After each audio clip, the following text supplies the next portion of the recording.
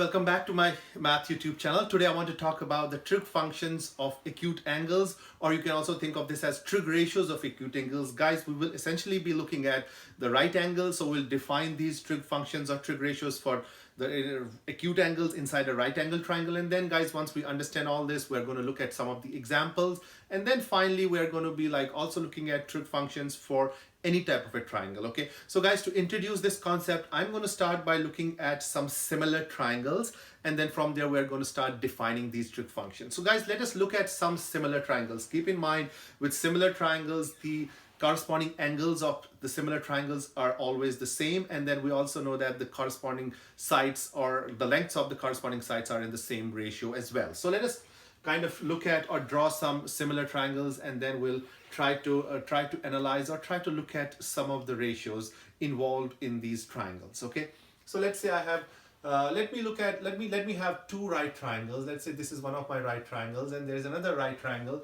which is similar to this one. And guys, these are similar triangles. So usually guys, and let us call this angle theta. And we also, so if this is theta, then the corresponding angle in this triangle is also going to be theta. This is 90.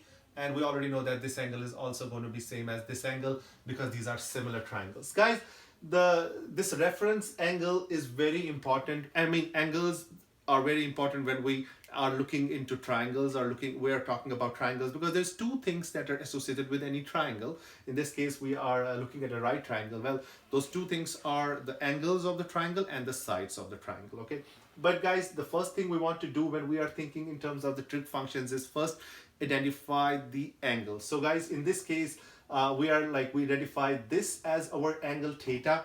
And guys, most of the times you will see in the textbooks that the angles are, although one is free to use any alphabet or any variable for angles, and sometimes people use X, Y, Z, whatever for identifying the angles, but the most common ones are based on these Greek symbols, guys, which include theta. So I'm going to write some of them here. There's theta, there's alpha, there's beta, there's gamma, there's phi. Guys, these are some of them, and these are some of the most popular ones that you will see in the textbooks. And if you are looking over somewhere on the internet, these are the ones that you will see most commonly used to refer an angle of a triangle. Okay, so guys, this is we call this angle as theta, and this also has a special name. This is thought of as a reference angle. So this is also thought of here as a reference angle. So guys, whenever you are trying to define any trig function, or when you're looking at a triangle, the first thing that we should actually do is, or we should try to label or identify our reference angle. So this is thought of as a reference angle. Based on this angle, guys, we are going to identify our sides. So since I'm kind of looking at an example where two triangles are similar, then let me say that the length of this side is 1 unit and this is 1 unit as well. And then hypotenuse, we can use the Pythagorean theorem. And if we use the Pythagorean theorem, then the hypotenuse would be radical 2. Now, if I have another triangle which is similar to this, let's say I have my this side. We know the corresponding sides have the same ratio. So let's say this is 3 and this is also 3.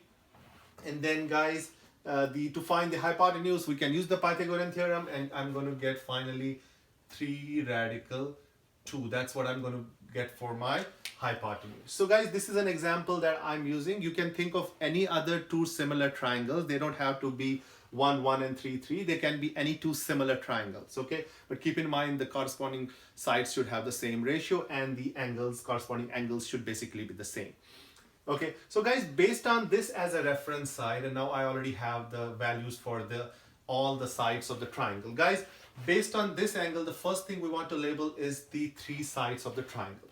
Let us start with the easiest one. Guys, we know the longest side of any right triangle is called the hypotenuse. So we already know that. So I'm going to just label this by hypotenuse. I'm using just the short form H for hypotenuse. Guys, the other two things, the other two quantities or the other two sides are going to be very important when we start defining the trig functions. This side, which is directly opposite to this reference angle, is basically called the opposite, and I'm using just the first initial of the opposite to identify this. And then the third side, which is remaining here, is called the adjacent side, and I'm going to use an A for that adjacent.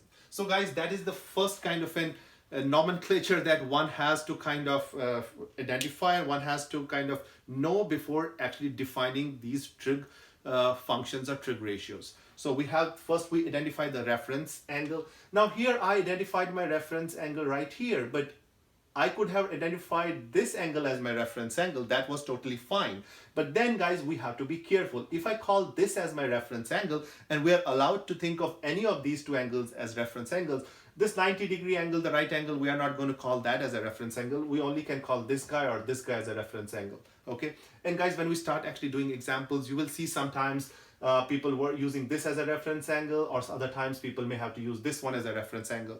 So then things are going to change a little bit. So if I call this as a reference angle, then guys, this side is going to be my opposite side, right? Because this side is directly opposite to the reference angle. That is why we call it as an opposite, because it is directly opposite to the reference angle.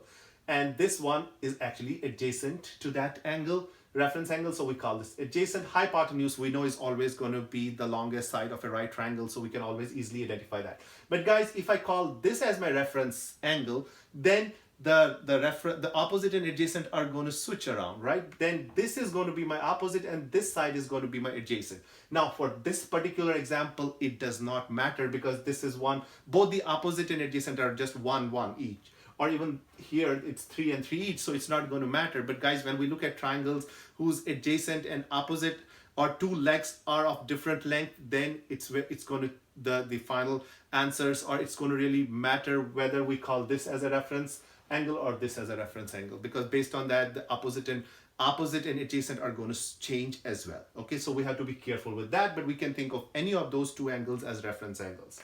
Just for convenience, I'm calling this as reference angle. So just to be consistent, and we know these are similar triangles, so this is also thought of as a reference angle right here. Obviously this is hypotenuse, this is again my opposite, and guys, this is my adjacent. Now just let us focus on these two similar triangles. Guys, there is something very unique about them. Now let us call this now triangle 1, and let us call this triangle 2. In triangle 1, guys, if I take the ratio of opposite over hypotenuse, what do I get?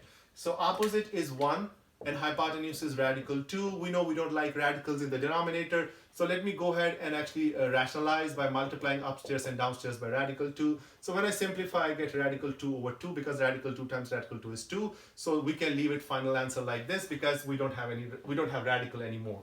So if I take the ratio of the opposite over hypotenuse in the first triangle, I get radical 2 over 2. Guys, if I do the same thing for the second triangle, which is similar, what do I get? I have opposite over hypotenuse is still going to be, well, in this case it's going to be 3 over 3 radical 2. But if I simplify this, 3 and 3 goes away, I'm left with 1 over radical 2, basically the same thing that we had here, and then we rationalize. If I rationalize, I'm going to get the exact same thing that I got for this triangle. So guys, we get the ratios opposite over hypotenuse are the same. That is what we can see here for this particular example. Similarly, guys, if I take the ratio of the adjacent over hypotenuse, it's going to be the same thing here, because the two sides are the same.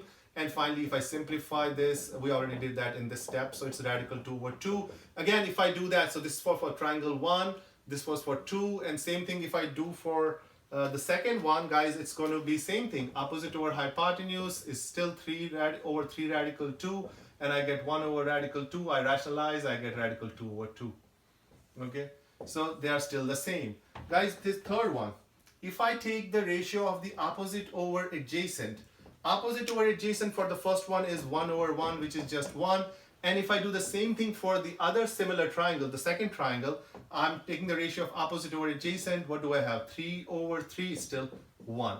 So what we observe here is that these ratios are going to be the same for these similar triangles. And guys, we have a kind of a unique name for these ratios. Instead of always calling them opposite over hypotenuse and hypotenuse over opposite or adjacent over opposite, mathematicians have kind of come up with a special name for these ratios, or we can also think of that as the trig ratios or trig functions. So we call this ratio, guys, whenever we have the opposite over hypotenuse, we call that as the sine of the reference angle theta, or in short form it's called the Sine theta. Guys, we don't read it as sin theta, it is still read as sine of theta. So what is sine of theta? It is the ratio of the opposite over the hypotenuse, or in other words, it's the length of the opposite side divided by the length of the hypotenuse. but with reference to that angle theta, which is thought of as a reference angle. Similarly, this ratio, guys, mathematicians call that as the cosine of theta.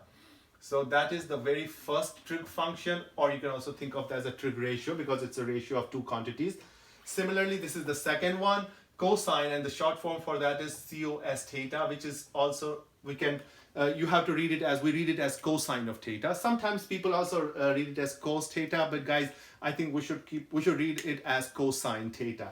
That's the short form for the cosine theta. And this third ratio, opposite or adjacent, is called the tangent. It's tangent of theta, and the short form is tan theta. Now guys, this tan theta, although all of these trig ratios are important, but guys, this tan theta is something that we can relate to many different things. And one of the things that we can relate this is to the idea of the slope. Guys, keep in mind, if we think of this triangle in an x and y plane, then the opposite, this is the y, and guys, this is the x, right? You can think of this as an x, right? This is horizontal, this is vertical. You can think of this as a y. And if we look at the opposite over y, is basically just y over x. If we think in terms of the coordinate plane x and y, and y over x, we know somehow is related to the idea of the slope, because guys, we know from the basics of algebra that the slope is the change in the y over change in the x, and that is something that is going on here when we think about the ratio of an opposite over adjacent in this triangle. Okay, so we know that slope is also thought of as the tangent, right? So guys, there's that relationship between the slope and the tangent. So it's basically tangent and slope are basically kind of have some similarities, have some commonalities, and it kind of comes together when we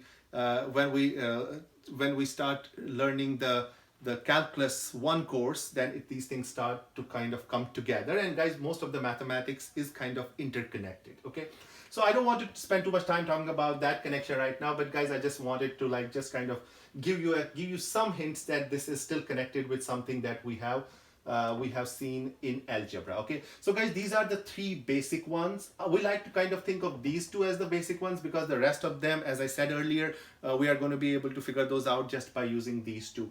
So guys, I'm going to stop here with this video. In my next video, I'm going to formally define all the 6 trig functions or trig ratios, and then once we understand them and we understand or we see the relationship between all of them, then guys, we will be using them to solve many different examples. But guys, this was just an introduction or a motivation video for us, or motivational lesson for us, like where does these trig ratios come from. And this is one of the ways to kind of see like, hey, these ratios in the similar triangles, and these ratios are going to be there for any right triangle. So these are not, it's not that it is just specific for similar triangles. In the similar triangles, all we can see that these things are always going to be the same. These ratios are always going to be the same. And from here, we kind of introduce this idea of calling them with special names. And in this case, we call it with sine, cosine, tangent, and there's 3 more. We're going to talk about them in my next video. And guys, till then, please start actually like kind of looking at these things carefully. And then we are going to talk more about it in my next videos, and then we're going to look at many different examples. Till then, guys, take care. I will see you next time.